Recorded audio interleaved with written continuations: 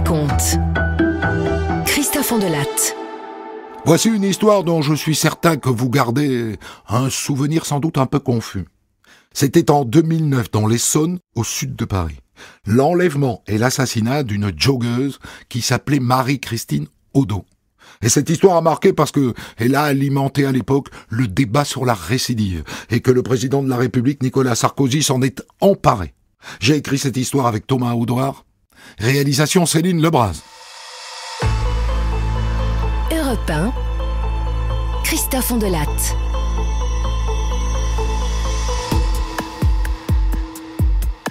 Cette histoire commence par une scène stupéfiante, unique, du jamais vu. Le 28 septembre 2009, à 9h12 précisément, le téléphone sonne à la gendarmerie de Milly-la-Forêt, dans l'Essonne. Un gendarme décroche, c'est son premier jour. Et il n'est pas prêt d'oublier ce premier appel de sa carrière. Gendarmerie nationale, bonjour. Allô ? Allô, on est en train de m'enlever. Je m'appelle Marie-Christine Audot. Et un homme avec un couteau m'a mis de force dans le coffre de sa voiture. C'est une Peugeot 106.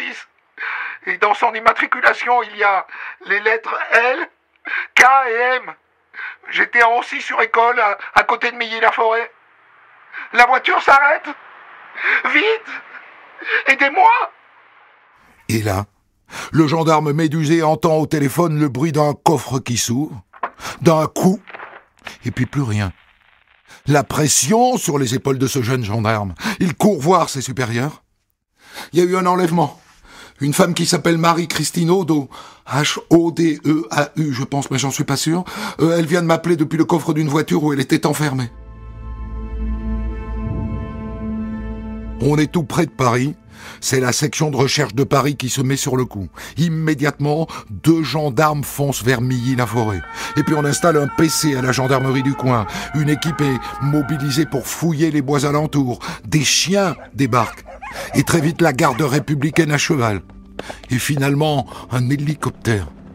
À la mi-journée, 200 hommes sont sur les traces de Marie-Christine Audot. Sacrée mobilisation de la gendarmerie.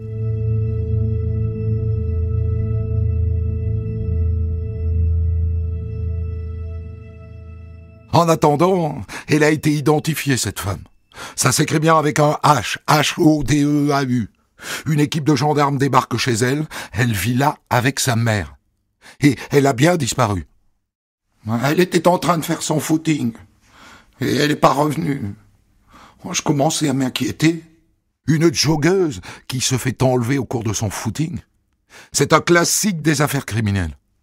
Très bien, madame.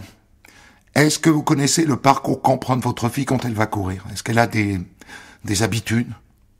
Je crois qu'elle passe toujours par la forêt. Elle fait une boucle qui passe par Ancy sur école et puis elle rejoint Milly-la-Forêt. Vous croyez que vous allez la retrouver ? On va tout faire pour, madame Audot, je vous promets. Les gendarmes en profitent pour récupérer quelques effets de la disparue. Alors il nous faudrait sa brosse à cheveux, si elle en a une, sa brosse à dents aussi, et puis des vêtements qu'elle aurait portés et qui n'auraient pas été lavés.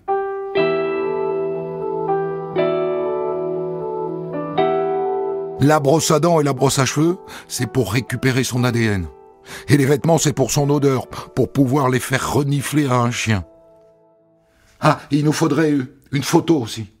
42 ans, grande, blonde, sportive, souriante, très jolie. Et d'après ce que dit sa mère, célibataire. Elle fait quoi dans la vie, votre fille, madame ? Elle est assistante maternelle.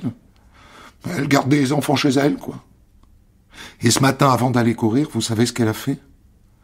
Ce qu'elle fait tous les jours, c'est-à-dire déposer les enfants à l'école. Vérification faite, on l'a bien vue à l'école. Des parents d'élèves ont discuté avec elle. Et par ailleurs, la mère a donné son numéro de portable. Mais il a été coupé. Il n'aimait plus.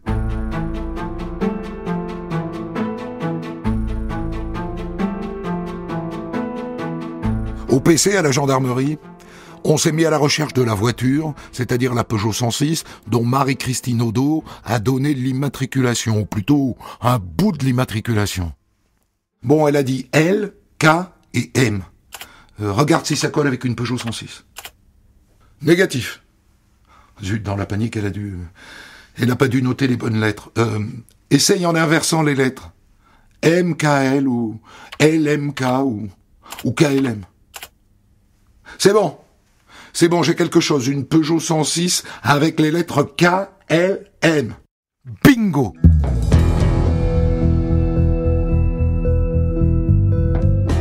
Le propriétaire de cette Peugeot 106 est un avocat parisien connu.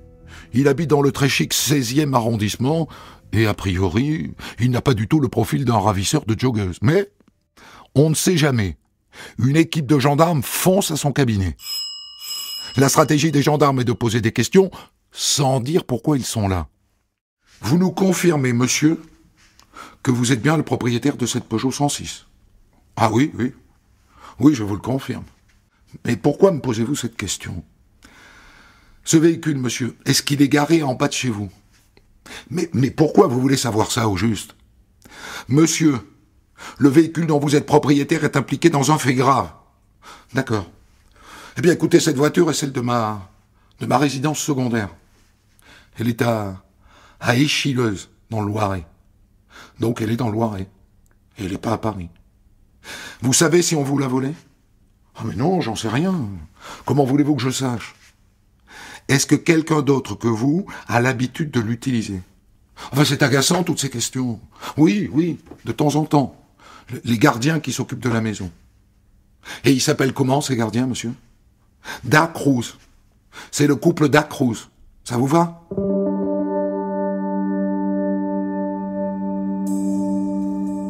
L'avocat a aussi donné l'adresse de sa résidence secondaire dans le Loiret. Elle se situe à 30 km de Milly-la-Forêt. À 10h45, une équipe de gendarmes débarque sur place, à la recherche des époux Dacruz. Waouh ! Putain de maison, hein. Une belle maison de maître, même pourrait-on dire un château. L'avocat leur a dit que les Dacruz habitent une longère en bord de route. En échange de ce logement gratuit, ils assurent l'entretien de la propriété. Les gendarmes sonnent. Ils toquent. Personne. Les volets sont fermés. Ils ont dû s'absenter. Qu'importe, les gendarmes escaladent le portail et ils pénètrent dans la propriété. Et la surprise, la Peugeot 106 est là, devant eux. Un gendarme s'approche. Le moteur est encore chaud, hein. Faudrait peut-être voir s'il n'est pas encore dans le coffre. Viens, on va péter la vitre arrière. Ils parviennent à ouvrir le coffre. Vide. Ok, on fouille le parc, on traîne pas. Mais rien de particulier à noter. Pas plus que dans la maison des gardiens que les gendarmes parviennent à ouvrir. La même équipe de gendarmes se lance ensuite dans une enquête de voisinage, porte à porte. Bonjour madame. Dites-moi, est-ce que vous connaissez les Dacruz, les gardiens du château ? Ah bah oui, bien sûr. Vous savez où ils sont ? On a besoin de leur parler de manière urgente. Ah ben, madame Dacruz, elle travaille à la boulangerie. Je peux vous donner son numéro si vous voulez. Formidable. Les gendarmes appellent immédiatement. Madame Dacruz, c'est la gendarmerie ici. Je crois savoir que vous êtes au travail. Est-ce que vous pourriez revenir chez vous ? Oui, chez vous. Il faut absolument qu'on vous parle. Et puis on aimerait aussi parler à votre mari. Oui, vous pouvez l'appeler et lui dire de venir aussi ? Entendu, on se retrouve sur place, hein ? Quand Madame Dacruz arrive au château, il y a des gendarmes partout. Autant vous dire que ça lui colle un coup de stress. Merci d'être venue, Madame Dacruz. Votre mari, vous savez où il est ? Il arrive ? Normalement, oui. Je l'ai eu au téléphone, il m'a dit qu'il venait. Je pensais même qu'il serait là avant moi. En attendant, quoi qu'il arrive, madame, vous savez ce qu'il a fait hier soir et ce matin, votre mari ? Est-ce qu'il a eu un comportement inhabituel ? Est-ce qu'il avait l'air, je sais pas, bizarre, préoccupé ? Moi, je me doute de pourquoi vous êtes là. Je le connais, mon mari. Je connais son passé. Et si vous êtes là, c'est qu'il a encore fait quelque chose de grave, n'est-ce pas ? La dernière fois, je lui ai pardonné. J'ai fait ça pour les enfants, mais s'il a recommencé, Là, je lui pardonnerai pas. Je suis prête à vous aider, à coopérer avec vous.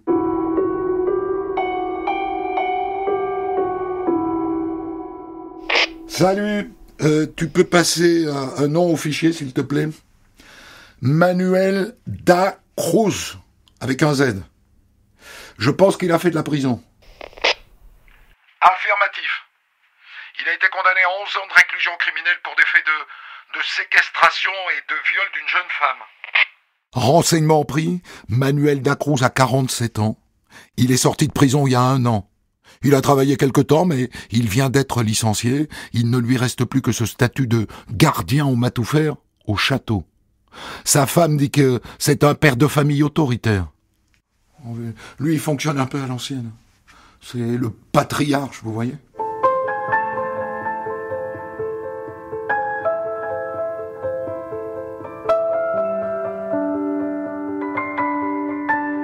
Sa femme a dit qu'il allait arriver. Alors les gendarmes l'attendent. Mais d'après vous, est-ce qu'il va venir? Si c'est lui, est-ce qu'il va venir se jeter dans la gueule du loup?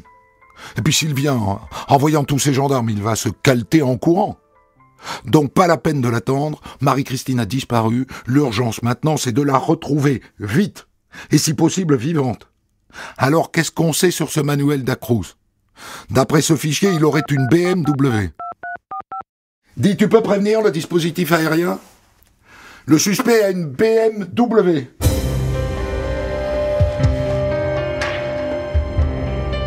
Les gendarmes se rencardent ensuite sur son passé de violeur. Les faits remontent à 2001. Il y a donc 8 ans. À cette époque, il avait un peu moins de 40 ans et d'après ce qu'on dit, il était porté sur la bouteille.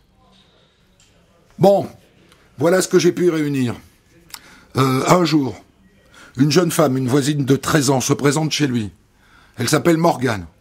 Et donc elle lui propose ses services pour faire du ménage ou toutes sortes de tâches ménagères. Bref, lui, il est un peu aviné. Il la fait monter de force dans sa voiture, il l'emmène au fond des bois et il la viole.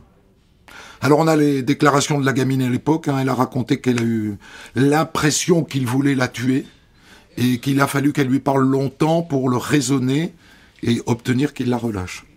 Elle dit qu'il s'est calmé et qu'il l'a libérée. Donc il a été interpellé, il a été jugé devant la cour d'assises d'Orléans pour viol. Il a été condamné à 11 ans de réclusion criminelle, il en a fait 6 et demi et donc il est sorti il y a 1 an. Voilà tout ce que j'ai pu obtenir sur cette affaire. Écoute, c'est très intéressant ça. Et en même temps, c'est assez rassurant.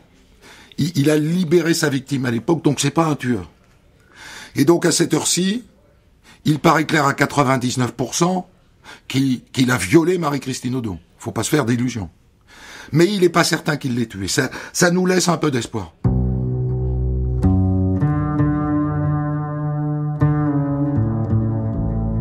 Mais finalement, Manuel da Cruz finit par rentrer au village au volant de sa BMW et il est immédiatement interpellé. Vous étiez où, monsieur? J'étais allé faire le plein d'essence à Pithiviers. C'est moins cher là-bas. D'accord, à part ça, ce matin, vous avez fait quoi, monsieur? Je suis rentré chez moi. J'ai joué à la PlayStation. Et puis je suis allé chercher une planche aussi. Bien, monsieur, je vous informe qu'à dater de cet instant, vous êtes placé en garde à vue dans le cadre d'une enquête préliminaire pour enlèvement et séquestration. On va vous emmener pour interrogatoire à la brigade de Milly-la-Forêt. Allez, c'est parti.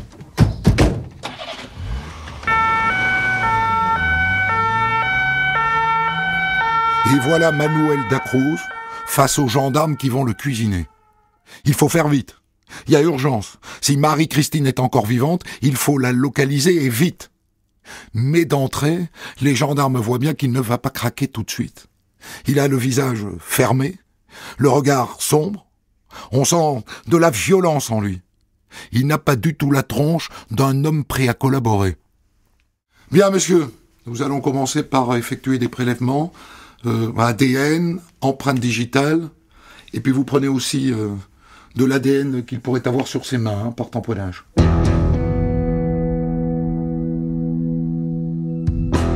Si on retrouve l'ADN de Marie-Christine sur ses mains, il est cuit.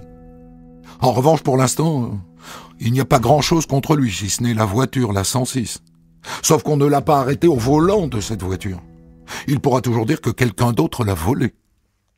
Bien, monsieur, je vais être très clair avec vous. Nous sommes à la recherche d'une femme qui s'appelle Marie-Christine Odo, qui a disparu ce matin en faisant son jogging. Est-ce que ça vous dit quelque chose? Oh non, non, rien du tout. Nous avons des raisons de penser qu'elle a été enlevée avec la Peugeot 106 de votre patron, le propriétaire du château. Voiture que nous avons retrouvée moteur chaud, garée devant le château. Est-ce que ça vous parle, ça?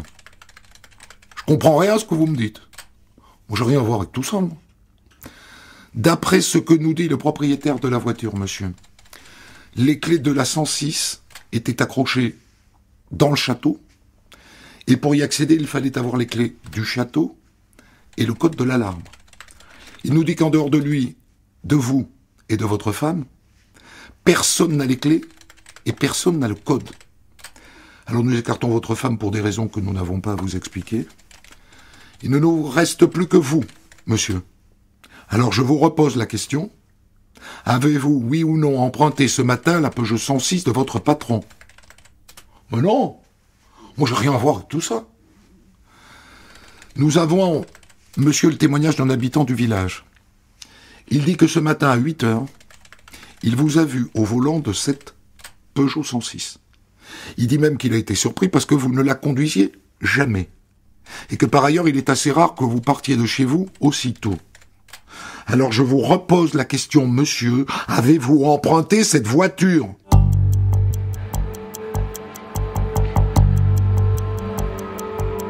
Ça ne le déstabilise pas du tout. Il répète qu'il n'a rien à voir avec tout ça, que tous ces gens l'accusent à tort parce qu'ils sont jaloux de lui. Et les heures passent, et la nuit arrive, et le jour se lève. Il n'a pas bougé d'un iota. On en est à la 47e heure de sa garde à vue. Il ne reste plus qu'une heure pour le faire craquer. Sinon, s'il n'y a pas assez d'éléments contre lui, il faudra le relâcher. C'est à ce moment-là que tombent les résultats des analyses ADN effectuées par le labo.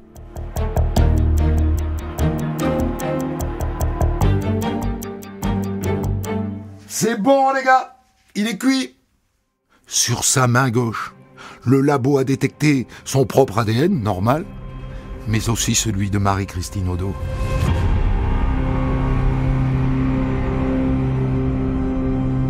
Il ne reste plus qu'une heure de garde à vue. Bien, monsieur, nous avons identifié l'ADN de la jeune femme qui a été enlevée sur votre main gauche. Comment l'expliquez-vous? Je comprends pas ce que vous me dites. Vous comprenez pas? L'ADN de Marie-Christine Odo est sur votre main gauche. Pourquoi? Mais en face, ils n'ont qu'une bourrique qui s'entête à nier les évidences. Il ne craquera pas pendant sa garde à vue. Bien, monsieur, votre garde à vue est terminée. Vous allez être déféré devant le procureur de la République. Je vous le dis, monsieur, il y a un moment où il va falloir parler. Il y a un moment où il va falloir que vous parliez. Quelle frustration! Ça fait 2 jours que Marie-Christine Odo a été enlevée. Elle est peut-être encore vivante. Et si elle est vivante, il faut la retrouver vite. Manuel Dacruz est déféré devant le procureur. Et ensuite, il est présenté au juge d'instruction, puisqu'une information vient d'être ouverte. Et là, miracle! C'est moi qui l'ai enlevé, cette fille. C'est moi qui l'ai enlevée.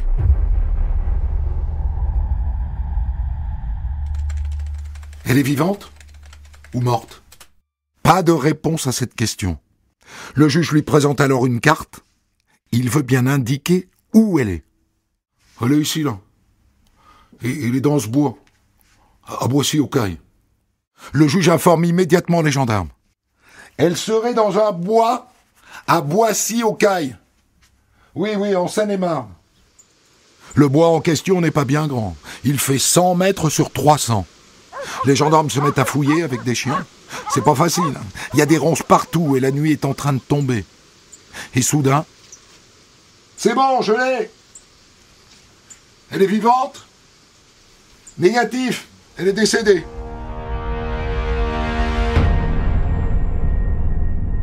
Le corps n'est qu'à 200 mètres de la route. Il est posé dans une cavité naturelle. Il est nu, recouvert de branchages. Voilà.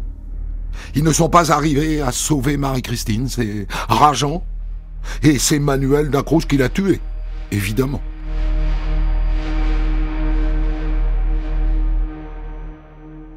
Dans la foulée, arrivent les gars de la scientifique, avec un équipement tout beau tout neuf. Un bus baptisé Lab Unique. Il permet d'effectuer les premières constatations sur le corps de la victime dans une tente montée sur place. Ce qui limite évidemment la contamination du corps pendant son transport. Bien, messieurs, voilà ce qui résulte des premières constatations. Elle a été étranglée. Est-ce qu'elle a été violée, docteur ? Oui, sans doute, avec les réserves d'usage, il faudra le confirmer à l'autopsie, mais oui, elle a été violée, c'est probable. Aussitôt, l'interrogatoire de Dacruz reprend dans le bureau du juge. Bien, monsieur. Nous avons retrouvé le cadavre de Marie-Christine Odo sur vos indications. C'est vous qui l'avez enlevé et tué ? Ouais, c'est moi. Violé ? Vous l'avez violé ? Pas de réponse sur ce sujet. Mais pour le reste, il assume. Le juge le met en examen pour enlèvement et séquestration suivie de meurtre. Et les explications viennent après. Ce matin-là, j'étais pas bien. J'ai pris ma voiture et je suis allé à Milly-la-Forêt. Et puis je me suis garé. Et puis j'ai attendu. Et puis j'ai vu passer cette femme et je sais pas, j'ai eu comme une pulsion et je l'ai suivie avec ma voiture. Et puis je me suis garé dans un petit chemin. J'avais un couteau, je l'ai sorti. Je l'ai forcé à monter dans le coffre. Et j'ai repris la route. Madame Odo a appelé la gendarmerie sur son portable. Vous avez entendu son appel ? Ouais, je l'ai entendu, alors j'ai arrêté la voiture, je suis descendu. J'ai ouvert le coffre et puis je lui ai donné un coup de poing, quoi. Et bien sûr, j'ai balancé son téléphone. Et ensuite, monsieur ? Ensuite, je suis allé jusqu'au bois, je l'ai fait descendre, et puis je l'ai forcé à s'enfoncer dans le bois, et puis à un moment, je l'ai attaché. Avec quoi vous l'avez attaché ? Avec des fils électriques. Et là, vous l'avez violé. Ouais. Et tué dans la foulée ? Non, je l'ai laissé attaché. Et puis je suis rentré chez moi. Je savais qu'elle avait donné la marque de la voiture et l'immatriculation. Et donc je suis rentré chez moi pour changer de voiture, pour prendre ma BM, quoi. Et vous êtes revenu dans le bois pour la tuer ? Non. À ce moment-là, je voulais pas la tuer. Et puis quand je suis arrivé dans le bois, elle était parvenue à se détacher, elle était plus là. Alors je me suis dit, elle doit être quelque part, sur le bord de la route, quelque part, pour chercher des secours. Et donc j'ai commencé à rouler avec ma voiture autour du bois. Et puis là, je l'ai vue, elle marchait sur le bord de la route. Et forcément, elle s'est pas méfiée, puisque j'avais changé de voiture. Alors je l'ai dépassée, et je l'ai attendue dans un coin, et c'est là que j'ai décidé de la tuer. Elle m'avait vu. Elle avait vu les deux voitures. J'étais coincé. Et comment l'avez-vous tuée ? Moi, je l'ai étranglée. Comment ? Avec le t-shirt qu'elle portait. En l'écoutant, on se met à la place de Marie-Christine, bien sûr. Elle a eu une mort effroyable. Effroyable.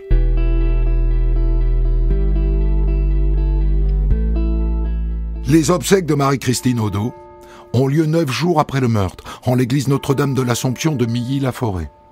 L'église est pleine à craquer. Et le ministre de l'Intérieur, Brice Hortefeux, est là. Frères et sœurs, nous sommes là pour Marie-Christine. Nous ne sommes pas ni dans un tribunal pour juger, ni dans un hôpital pour soigner, ni au Parlement pour définir une politique. Cette cérémonie est celle du cœur, de la fraternité. Et à la fin de la messe, le ministre fait une déclaration.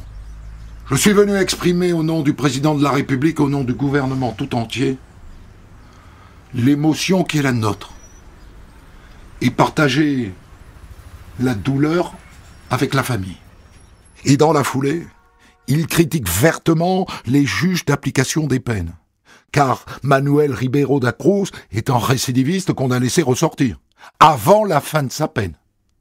Et cette histoire tombe à pic pour illustrer les réformes que Nicolas Sarkozy veut engager contre la récidive.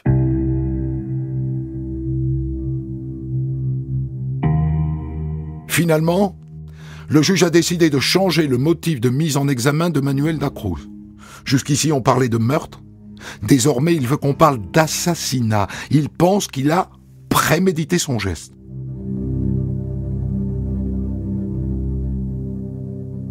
Depuis sa cellule, Manuel da Cruz écrit des lettres d'excuses à sa famille, lettres dans lesquelles il parle de se suicider.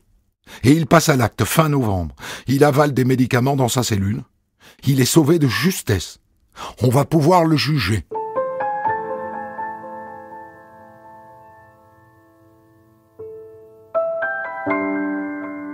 Le procès de Manuel Ribeiro da Cruz s'ouvre 2 ans plus tard, en novembre 2011, devant la cour d'assises d'Évry. Et comme l'affaire a été très médiatisée et que les politiques en ont fait leur chou gras, il y a foule sur les bancs de la presse, plus de 50 journalistes. Ce procès est marqué par 2 moments très forts. D'abord, le président fait écouter l'enregistrement de l'appel passé par Marie-Christine Odo depuis le coffre de la voiture. Un enregistrement sonore que les gendarmes ont calé sur les images de la reconstitution. Allô ? Allô, on est en train de m'enlever. Je m'appelle Marie-Christine Odo. Et un homme avec un couteau m'a mis de force dans le coffre de sa voiture. C'est une Peugeot 106. C'est bouleversant. C'est déchirant. Et puis on fait venir à la barre la première victime de da Cruz, Morgane. Et 10 ans après, elle raconte le calvaire qu'il lui a fait vivre. J'étais vierge à l'époque.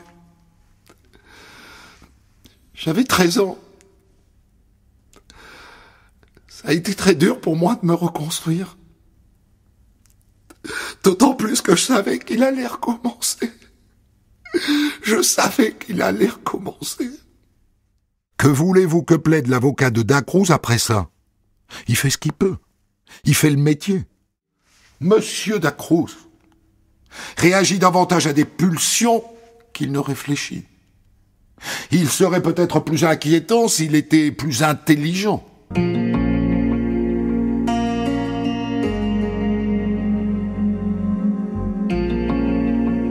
Le verdict traduit évidemment la volonté de faire barrage à la récidive. Manuel Ribeiro da Cruz est condamné à la peine la plus lourde prévue par le code pénal. Perpétuité, assortie de 22 ans de sûreté.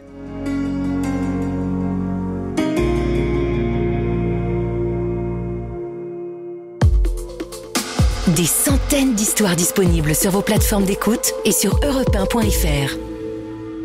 Avant de vous laisser, une excellente nouvelle pour vous. Désormais, vous avez la possibilité de vous abonner à On de la Raconte Premium sur Apple Podcast. Pour 2,49 € par mois, vous pouvez écouter mes histoires avant tout le monde et entendre une sélection de récits que vous ne trouverez nulle part ailleurs. Alors abonnez-vous dès maintenant sur Apple Podcast.